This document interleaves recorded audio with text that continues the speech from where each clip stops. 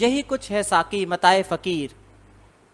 انسان کی زندگی خواہ کتنی ہی آزاد اور لا تعلق ہو، پابند اور متعلق رہتی ہے۔ انسان دوڑتا ہے لیکن فاصلوں کی حدود میں، انسان اڑتا ہے اور خلا کی پہنائیوں کے اندر، وہ ارض و سماوات کے اندر ہی رہتا ہے۔ انسان جب کسی طاقت کو نہیں مانتا، وہ اس وقت بھی اپنے انکار کی طاقت کے ماتحت ہوتا ہے۔ انسان کی خوشیاں، تمام تر مسرتیں کسی نہ کسی غم کی زد میں ہوتی ہیں۔ ہر غم خوشی بن کر آتا ہے اور ہر خوشی غم بن کر رخصت ہو جاتی ہے۔ بس خوشیوں نے رخصت ضرور ہونا ہے، پیاری پیاری اپنی بیٹیوں کی طرح۔ کیا کیا جائے؟ انسان شب و روز کے حصار ہی میں جکڑا ہوا سا ہے۔ وہ صدیوں سے اس جال کو توڑنا چاہتا ہے، زمان و مکان توڑ کر نکل جانا چاہتا ہے۔ نکل کر کہاں جائے گا؟ ہم دنیا سے بھاگ سکتے ہیں لیکن اپنے آپ سے کون بھاگ سکتا ہے؟ انسان اپنے پنجے میں ہے، وہ خود گریز بھی، خود پرست و خود مست بھی ہے، خود گر و خود سر بھی ہے، خود بین و خود کلام ہے، خود نگر ہے، اور سب سے بڑی بات یہ کہ خود شکن ہے۔ اس کے اپنے وجود میں اس کے لیے کچھ بھی تو موجود نہیں۔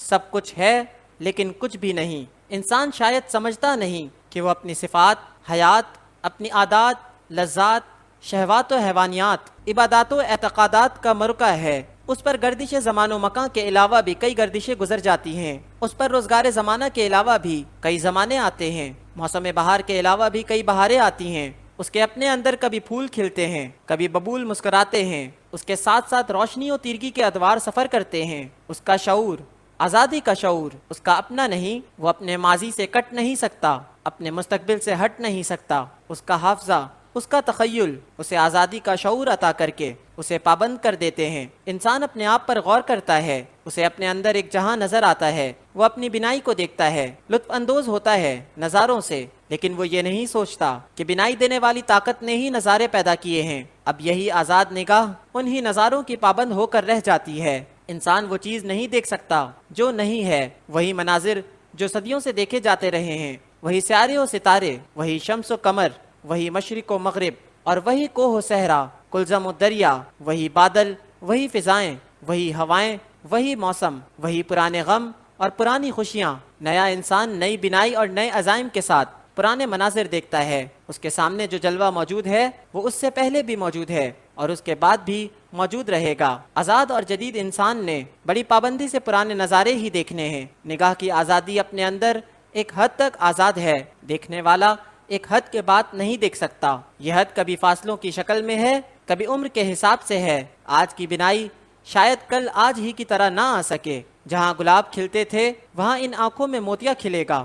آج کا لطف شاید آئندہ نہ مل سکے، آج کا احساس شاید آج تک ہی ہو۔ محفل کی گرمیاں تنہائیوں میں یخ ہو جاتی ہیں، آج کی حقیقت کل کا افسانہ ہوگی۔ انسان آزاد ہے کہ جو چہرہ چاہے پسند کر لے، لیکن اس نے صرف ایک ہی چہرے سے محبت کرنا ہے، اور یہاں آزادی آزاد نہیں رہتی۔ انسان کے سامنے پھیلی ہوئی کائنات اس کو بہت ہی وسیع نظر آتی ہے، اور اس کائنات کے اندر اسے اپنے لیے امکانات لامحدود نظر آتے ہیں۔ امکانات لامحدود ہی رہتے ہیں اور فیصلے بڑے مختصر اور محدود۔ شادی سے پہلے شادی کے امکانات لامحدود، لیکن فیصلے کے لمحے میں یہ سارے لامحدود امکانات ایک مختصر اور محدود فیصلے میں ختم سے ہو جاتے ہیں۔ انسان سمجھتا نہیں ہے زندگی کی وسیع شاہراہیں آہستہ آہستہ چھوٹی چھوٹی سڑکوں میں تبدیل ہو جاتی ہیں، اور یہ سڑکیں نہ جانے کیسے بند گلیوں میں بدل جاتی ہیں، اور امکانات کا طلسم ٹوٹ جاتا ہے، اور پھر وہی انسان سمند طاغوت سے گرتا ہوا زمین پر آ رہتا ہے۔ وہ سوچتا ہے کہ یہ سب کیا تھا، کیا کچھ نہیں ہو سکتا تھا، لیکن بس یہی کچھ ہوا۔